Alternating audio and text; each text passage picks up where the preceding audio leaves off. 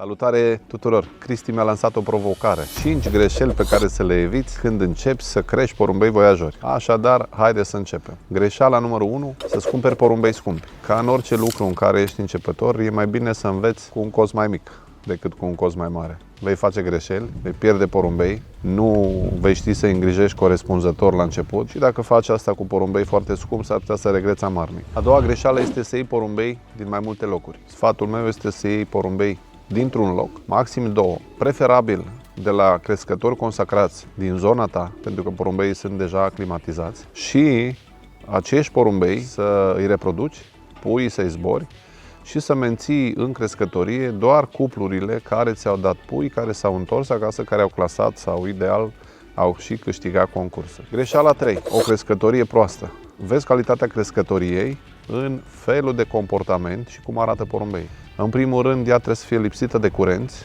dar în același timp să fie bine oxigenată. În momentul în care aprinzi o țigară în crescătorie, fumul trebuie să urce sus, drept, nu foarte repede. Țigara nu trebuie să ardă singură, dar nici fumul să facă tot felul de rotocoale, să împrăștie prin toată cușca. Dacă țigara se arde singură, ai curent. Dacă fumul se împrăștie prin cușcă, nu ai ventilație. Vezi acest lucru și în zonele de umezeală din crescătorie. Deci crescătoria slabă este o greșeală pe care o fac foarte mulți pentru că nu-i acordă importanță. Consideră că pedigreul, porumbei de valoare, mâncarea, produsele, medicamente vor rezolva problema. Nu. Crescătoria rezolvă problema.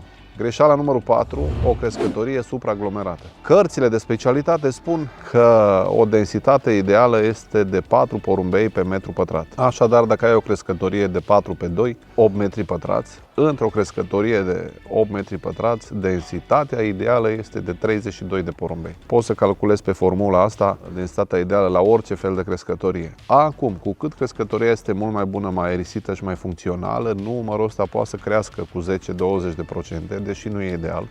Și cu cât e mai proastă, cu atât numărul ăsta trebuie scăzut. Dar o supraaglomerare a crescătoriei duce la o lipsă de oxigen, la un stres suplimentar pentru porumbei în crescătorie și la rezultate foarte proaste. Greșeala numărul 5, să crezi că știi. Să crezi că ce ai auzit pe TikTok, pe Facebook, pe YouTube este garantat și sigur și să nu depui efort pentru a te documenta din surse credibile și să citești din cărți de specialitate și să nu depui efort să înțelegi ce înseamnă porumbelul voiajor, ce înseamnă cursele, ce înseamnă organismul, ce înseamnă chimia, biochimia, cum funcționează lucrurile. Cei care învață aceste lucruri înțeleg cum funcționează sistemul și au o șansă mai mare pentru succes. Cred că sunt primele 5 greșeli pe care eu le identific atunci când începi să crești porumbei voiajori. Dacă îți dorești să simți adrenalina concursurilor, evite-le. Vei avea mai mult de câștigat.